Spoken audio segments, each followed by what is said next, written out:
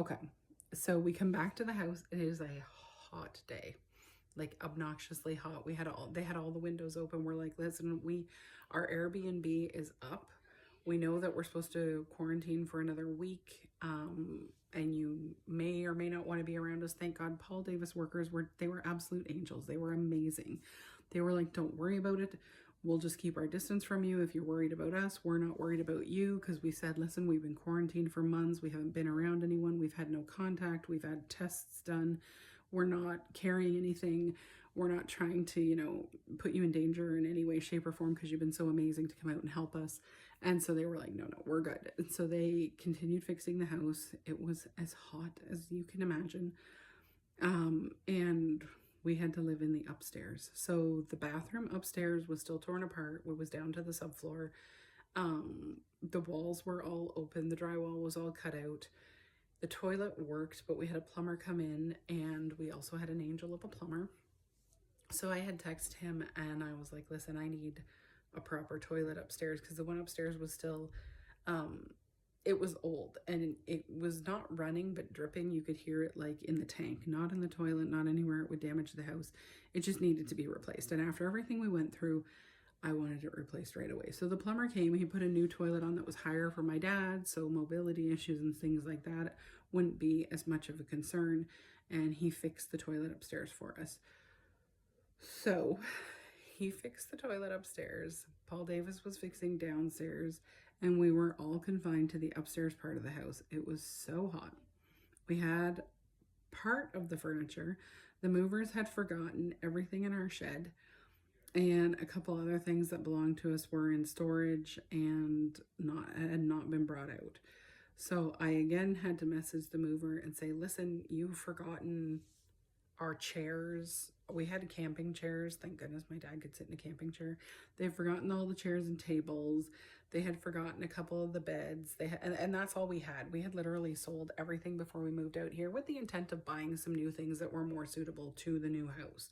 So there wasn't a lot to forget. Anyway, out they came again a week or more later, and they brought us stuff that didn't even belong to us. They gave us someone else's bike. They gave us someone else's dehumidifier. We're like, listen, these are not our things. They're like, that's not my problem. Like, kind of it is.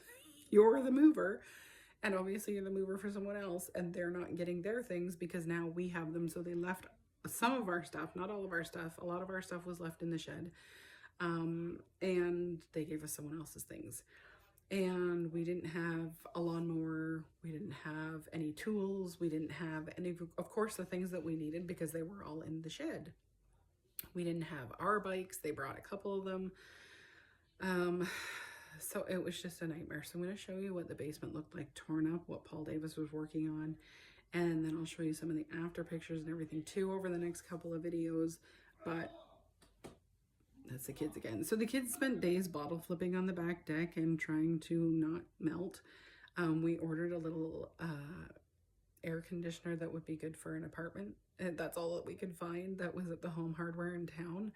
So we ordered that, and we had that pumping in the living room. My poor dad was sweltering in the room down the hall because there was only one bed, and he had to go lay in it. So we had fans on him.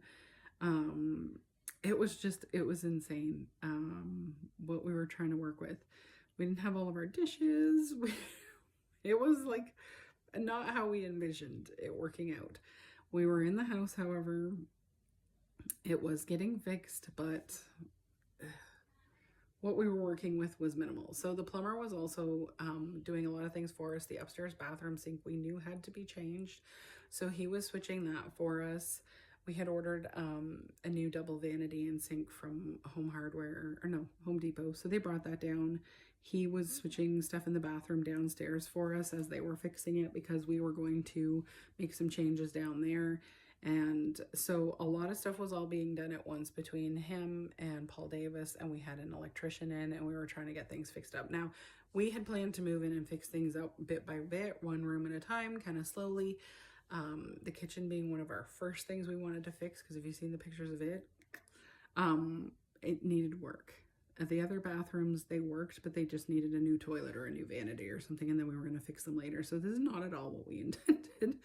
But the entire basement got fixed up, except for the 2 bedrooms, which thankfully did not flood. They didn't get any water damage anywhere. I don't know how. But we were good with those. So the 2 bedrooms, we just had to repaint. The rest, Paul Davis did for us. And the insurance company then started to give them a bit of an issue because they didn't want to pay them for the travel expenses because they were traveling 2 hours a day to go back and forth. So Paul Davis was kind of getting a little irritated with the insurance company after a while with their travel expense claims and kind of wanted to wrap things up. So we got that all done, everything got fixed up. I'm going to show you the pictures again of what it looked like when they were fixing it and the after. And then we're going to talk about the stuff that still needs to be done and everything like that. And we're almost done though. We're getting to the end.